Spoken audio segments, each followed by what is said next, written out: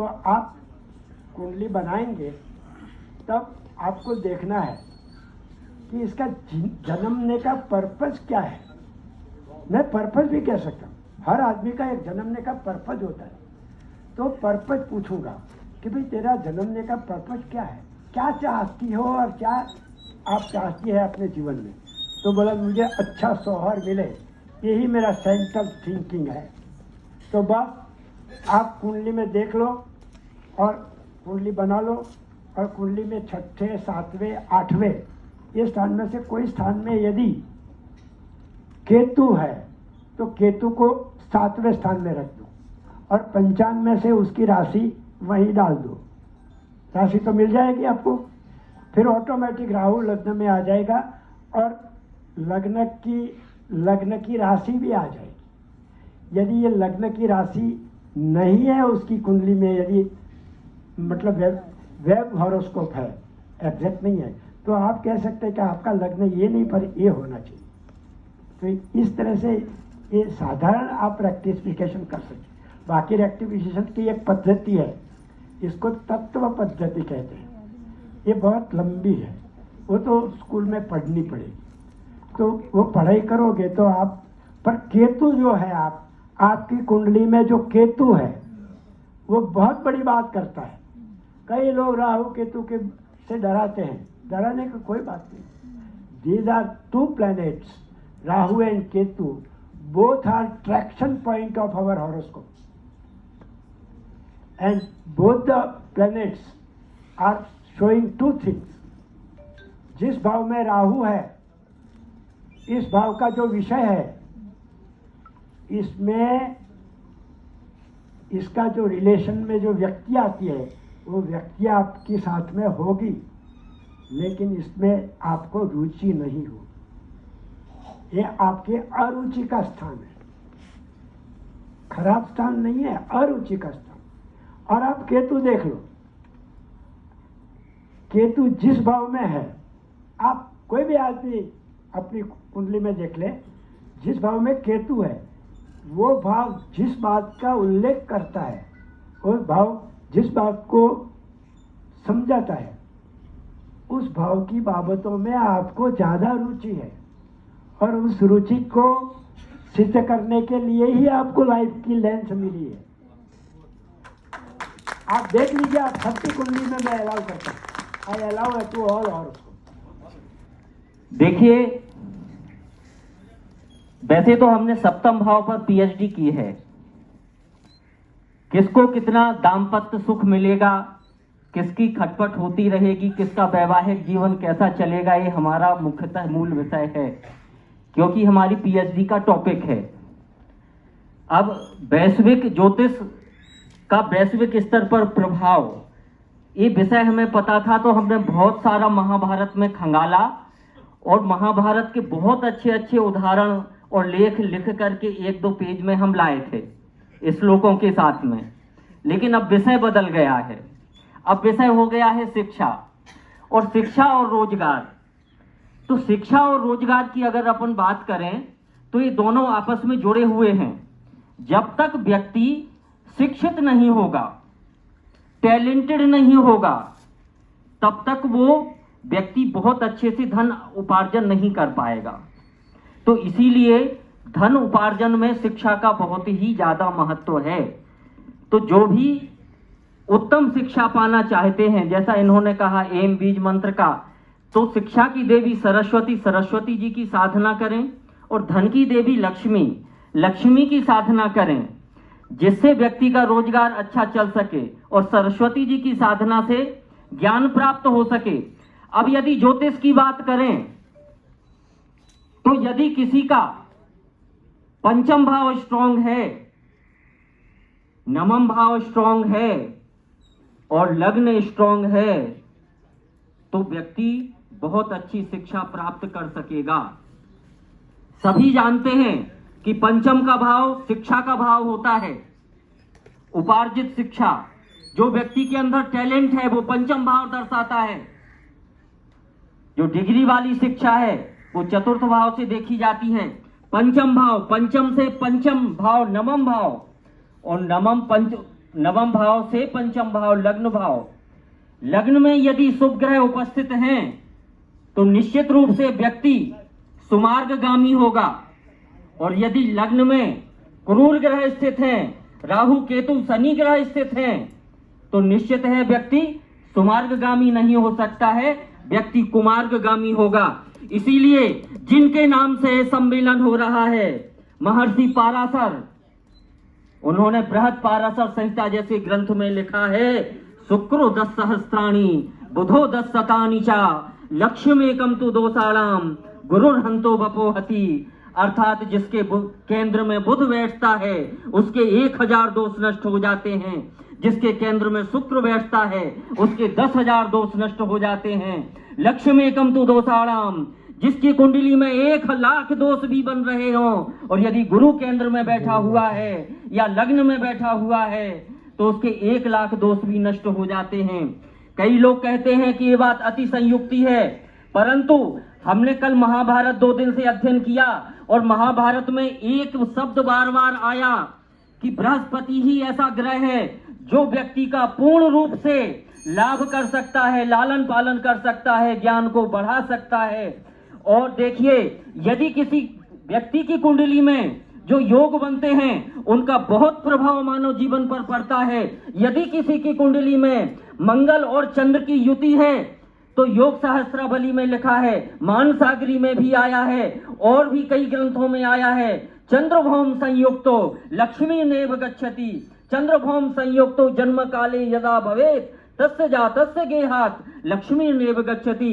अर्थात जिसकी कुंडली में भी चंद्र मंगल की युति है वह जातक अपार लक्ष्मी को प्राप्त करता है। अब समय सीमा है, नहीं तो बहुत बहुत सारा मैटर है बोलने के लिए। अब आगे फिर कभी मौका मिलेगा तो बोलेंगे। बहुत बहुत धन्यवाद। वो आपकी परीक्षा ले रहा है या आपको अपमानित कर रहा है या उसके ज्योतिष में आस्था नहीं है, एक बहुत बड़ी समस्या है। और खास तौर से उन लोगों के सामने जो बेचारे ज्योतिष क्षेत्र में अपने कदम आगे बढ़ा रहे हैं। कल को शुक्ला जी के स्थान पर आएंगे, हमारे स्थान पर आएंगे। मंच से पहला आदमी कौन उठेगा? तो वीवी रमन जो है वो संभावनाओं की बात करते थे और केपी कन्फर्मेशन की बात करते थे। तो हालांकि डिबेट उन्होंने आगे बढ़ाया नहीं, लेकिन केपी ने जो बताया कि ये आदमी उठेगा तो वही उठा था। तो इस तरह के ऐसे बहुत सारे किस्से हैं।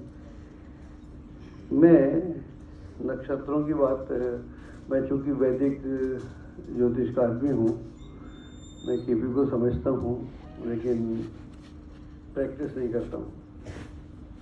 तो नक्षत्रों के बारे में जो हम बात समझते हैं, मैंने एक किताब भी लिखी है, नक्षत्र मेडिटेशन। ये करीब 2012 में पब्लिश हुई थी और डॉक्टर मुरली मनोहर जोशी जी ने उसका विमोचन किया था। ये किताब देश विदेश में काफ़ी चलती है। तो आप अपने नक्षत्र से कैसे ध्यान कर सकते हैं, क्योंकि जब आप अपने नक्षत्र से ध्यान करते हैं तो पूरा आकाश आपके साथ होना शुरू हो जाता है। तो पूरे ब्रह्मांड से, कॉस्मोस से जुड़ जाते हैं। तो पूरी टेक्निक थी वो, तो 27 नक्षत्रों की थी। आजमाई है, सबके लिए बहुत लाभकारी है और मेरा आजमाया हुआ है 90% इसमें बहुत सफलता मिलती। जिनके घर में पति पत्नी के झगड़े होते हैं, सास बहू के झगड़े होते हैं, बाप बेटे के झगड़े होते हैं, आपसी झगड़े होते हैं, वहाँ पर आप मंगलवार के दिन घर में एक मूंगा गाड़ दीजिए। आप देखेंगे 15 दिन के अंदर अगर उसमें 60-70% अंतर आ जाएगा तो आप मैं इसके ना ऐसे कई बिछड़े परिवार मैंने मिला है। दूसरा, अब सवाल आता है कि गाड़े कहाँ, कई के फ्लैट्स होते हैं। अब प्रॉब्लम यहाँ भी आती है, कई लोग कहते हैं हम क्या गमले में गाड़ दें, और आप देखिएगा ये 100% चीज़ है और बिल्कुल सही है, आप लोगों के घर बचा सकते हैं।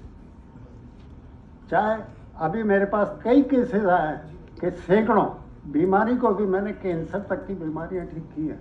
आपने पांचाल जी के सम्मेलन में आए थे तब एक ही बात कही थी कि कोई भी आपको रिसर्च करनी हो तो 20 कुंडलियों को इकट्ठा कीजिए और 20 कुंडलियों को इकट्ठा करके उस पर निष्कर्ष निकालिए।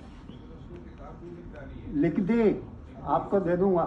आपके तंत्र मंत्र पत्रिका में मेरे कई लेख छुपे हैं, मैं आपको दे दूंगा।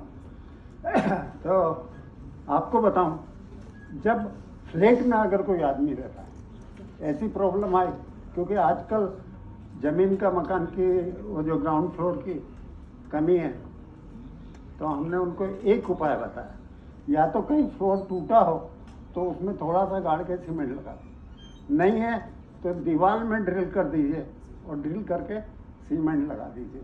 यही उपाय है, आप मेरे को ज़रूर बताइए और आप निश्चित रूप से इसमें सफलता प्राप्त करेंगे। पिछले टाइम भी मैंने कईयों को बताया है, कितने लोगों ने इसको बीच में गाड़े ज़्यादा अच्छा, वो एक एरिया कवर करता है ना। कई लोग क्या कहते हैं, हम गमले में रख दें, हमने कहा ऐसा नहीं, जमीन मंगलवार के थे और कोई सी भी शुभ मुहूर्त में देखिए, यही आशाराम नगर है जिसमें मैंने 150 गोमेद गाड़े, 150, यही आशाराम नगर। इसी कॉलोनी के आगे चले जाएंगे तो जब वास्तु दोष हो किसी तरीके का घर में, तो आप गोमेद गाड़ दीजिए, गया के गोमेद गाड़ दीजिए, 2 रुपये कैरेट की गोमेद गाड़ दीजिए, वो शनिवार को गाड़ दीजिए। धन्यवाद। होरेत्य होरात्र विकल्पमेके वांछन्ति पूर्वा परवर्ण लोपात् कर्मार्जितम पूर्व भवे सदादि यत्तस्य पंक्तिम समभिव्यनक्ति। ये बहुत महत्वपूर्ण पंक्ति है। यदि आपसे कोई पूछे ज्योतिष शास्त्र करता क्या है, तो हम बहुत सारी बातें करते हैं, परंतु वराह मिहिर ने एक सीमांकन किया है कि फलित ज्योतिष, क्योंकि यह फलित ज्योतिष का ग्रंथ है बृहद जातकम। मैं बात मेदिनी या संहिता ज्योतिष की नहीं कर रहा हूं, सिद्धांत ज्योतिष की नहीं कर रहा हूं। कर्मार्जितम पूर्व भवे सदादि, आपके पूर्वार्जित जो कर्म हैं सद आदि, या तो सत अच्छे हो सकते हैं या तो अशुभ हो सकते हैं, यत्तस्य उस कर्म का जो फल है समभिव्यनक्ति, यह ज्योतिष शास्त्र, खास करके होरा शास्त्र जो फलित का दूसरा एक नाम है, या ये कहें कि होरा शास्त्र बड़ा है, हमने फलित के नाम से उसको प्रचारित कर लिया है, जो उसका पुत्र कहा जा सकता है, क्योंकि होरा में बहुत सारी विधियां हैं, बहुत सारे अंगोपांग हैं। तो जो हमारे पूर्व जन्मों में किए गए विविध अच्छे या बुरे कर्म हैं, उन कर्मों का जो परिपाक हो गया है, जिसे हम दशा के रूप में जानते हैं, जैसा गुरु जी ने कहा, शुभ फलद दशायाम तात्र गेवांतरात्मा। जब दशाध्याय आता है तो बृहद जातक में फिर वराह मिहिर कहते हैं, जैसी आपकी दशा होगी, यदि आपको ग्रहों को जस्टिफाई करना है, आपने कहा गजकेसरी योग बन रहा है, अच्छा योग बन रहा है, बुरा योग बन रहा है, रोग कारक योग बन रहा है, योग कारक योग बन रहा है, कैसे मान लें? उसी ग्रह की कई बार दशा अंतर दशा आएगी, कई बार प्रत्यंतर दशा आएगी। कोई ग्रह ऐसा होता है जो अपनी दशा में ही फल देता है, और कोई ग्रह ऐसा होता है जो केवल अंतर दशा में फल देता है। कैसे सुनिश्चित करेंगे? तो यदि उस ग्रह की दशा है, अंतर दशा है, पहले तो हमें यह चुनना होगा, अमुक ग्रह दशा में ही फल देगा, अमुक ग्रह अंतर दशा में ही फल देगा। पूरी अंतर दशा, अच्छी अंतर दशा निकल जाती है, फल नहीं मिलता। या अशुभ दशा चल रही है, जो हमें लगता है अशुभ है और उसे शुभ मिलती है, हमें क्या लगता है इससे मायने नहीं रखता, जो उसको अनुभव हो रहा है वो मायने रखता है। तो कहीं ना कहीं निश्चित है हमसे गणना में या अनुभव में या विचार में या दृष्टि में दोष हो रहा है, क्योंकि भवर्त सूचका भावा, जो भाव है वो कई सारे अर्थों को सूचित करने वाले हैं। किसी भी एक भाव को पकड़िए, चतुर्थ भाव की चर्चा करें, चतुर्थ भाव माता का भी है, भूमि का है, वाहन का है, घर का है, जल का भी है। क्या जरूरी है यदि चतुर्थ भाव गड़बड़ हो गया तो माता नहीं है? यदि मान ले माता नहीं है तो उसके पास घर भी नहीं है, वाहन भी नहीं है, भूमि भी नहीं है, उसके घर में पानी की समस्या है? ऐसा नहीं होता। कोई एक कारक गड़बड़ होता है, ठीक है, हम बांट देते हैं ग्रहों में कि चंद्रमा माता का कारक हो गया, भूमि का कारक मंगल हो गया, तो भी समस्या है। यानी बहवर्त सूचका भावा और बहवर्त सूचका ग्रह, जो ग्रह और भाव है ये बहुत सारे बिंदुओं के सूचक होते हैं, और इनको पकड़ने के लिए जिन पराशर मुनि के वचनों को लेकर के हम यह सेमिनार कर रहे हैं, उन्हीं ने षष्ठ्यंश तक इसका विभाजन किया है। उन्हीं ने नक्षत्र के अनुसार इसका विभाजन किया, अंशों के आधार पर इसका विभाजन किया। तो जब हम विचार करते हैं, सारे वर्गों को देखते हैं, तो षष्ठ्यांश को क्यों भूल जाते हैं?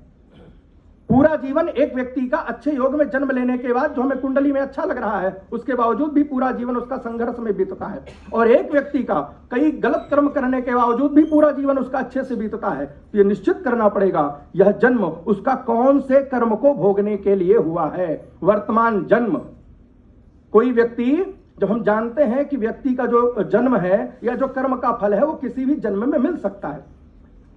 जब किसी भी जन्म में मिल सकता है, जरूरी थोड़ी कभी मिलना है। हम कैसे सुनिश्चित करें? और हमें ग्रह किसी एक जन्म का नहीं बता रहे हैं। यही नवग्रह, यही भाव और यही वर्गीकरण हमें पूर्व में जितने हमारे जन्म हुए हैं, पूर्व में जितने हमारे द्वारा किए गए कर्म है, संचित है, प्रारब्ध है, उन सबका दे रहे हैं। तो कौन सा कट गया है या कौन सा इसमें कटेगा, जब तक हम इसका वर्गीकरण नहीं करेंगे तब तक हम सुनिश्चित नहीं कर पाएंगे यही होगा या इसी के साथ होगा। एक योग किसी एक कुंडली में अच्छा फल दे रहा होता है और दूसरा वही योग उसी स्थिति पर दूसरे के साथ अच्छा फल नहीं दे रहा होता है। भले कहने को हम कहें एक समय में जन्म हुआ, अलग अलग स्थान में हुआ, अलग अलग काल भेद में हुआ, इसका भी निर्णय पराशर ने दिया है, अपने ही ग्रंथ में दिया है। तो जब ग्रंथ को पढ़ें, तीसरी बात, जो ग्रंथ को पढ़ें तो वराहमिहिर अपने बृहद जातकम के ही प्रथम अध्याय के दूसरे श्लोक में अंतिम पंक्ति में कहते हैं, स्वल्पम वृत्त विचित्रमर्थ बहुलम होराप्लवम प्रारभे। छोटे छोटे छंदों में, छोटे छोटे वाक्यों में हमारे आचार्यों ने सूत्र कहे हैं। कोई भी सूत्र पकड़ लीजिए, उन सूत्रों का अर्थ बाहुल्य है। समय के अनुसार, देश के अनुसार और जो वर्तमान परिस्थितियों में हमारे सामने चुनौतियां खड़ी हैं, उनके अनुसार, उनके अर्थों में या उनके प्रयोग में हमें विस्तार करना होगा। हम एक शब्द को पकड़ करके, जैसे कह दिया प्रेष्यकः रविपुत्रश्च, शनि प्रेष्यक है। अब प्रेष्यक यानी दास है, भेजने वाला है। अब आप इसका अर्थ बाहुल्य कितना कर सकते हैं? अलग अलग भावों में, अलग अलग नक्षत्रों में, अलग अलग स्थितियों में, अलग अलग समीकरणों में कैसे कर सकते हैं? ये आपकी कला है, जो आपको गुरु से, आपकी साधना यानी अभ्यास से और फिर इष्ट कृपा से प्राप्त होगी। यानी ज्योतिष या कोई भी शास्त्र, हम केवल ज्योतिष की बात ना करें, या तो गुरु से प्राप्त होगा या तो आपके अभ्यास रूपी अनुसंधान से प्राप्त होगा, जिसको आप सतत करते रहते हैं। एक ज्योतिषी के ऊपर एक जिम्मेदारी होती है, वो सारे भावों का उत्तर देता है या सारे जीवन के प्रश्नों के उत्तर उससे अपेक्षित होते हैं। एक डॉक्टर आंख का है, नाक का है, कान का है, गला का है, किसी एक विषय का है, उससे उतनी ही अपेक्षा हम करते हैं। परंतु ज्योतिषी सब बताएगा, सब जानेगा। और यदि अपने आप से पूछें, स्वयं हम या तो ज्योतिष सीखने बैठे हैं या ज्योतिष सीख करके समाज में हम मार्गदर्शन कर रहे हैं, तो हमारे लिए एक प्रश्न खड़ा होता है, क्या वास्तविकता में किसी एक भाव का, किसी एक ग्रह का, किसी एक राशि का, क्या किसी एक नक्षत्र का हम संपूर्ण चिंतन जानते हैं? नहीं जानते। यानी हमारे लिए चिंतनीय है। तभी शायद हम बाहर के जो चैलेंजेस हैं, जो हमारे शास्त्र के प्रति लोगों की अश्रद्धा होती है, उपहास होता है, या हम कट करके भगना चाहते हैं, नहीं वो तो बहुत सारे समीकरण होते, तो बताइए ना, नहीं वो फिर हम बाद में देखेंगे, बताएंगे। कहीं ना कहीं हम अपने आप से भाग रहे होते हैं। 10 कुंडलियों को देख करके हमने सही उत्तर दिया, क्या हमने कभी बाद में पता करने का प्रयास किया कि जो हमने बताया तो वो हुआ तो कैसे हुआ? फिर उसका अनुसंधान करें। यानी हम बार बार अनुसंधान करके, अभ्यास करके, शास्त्र का अध्ययन करके और इष्ट कृपा से निश्चित ही हम तथ्य को पाएंगे और वर्तमान में होने वाली चुनौतियों को समझ सकते हैं। मैं इसी बात से अपनी बात को विराम देता हूं।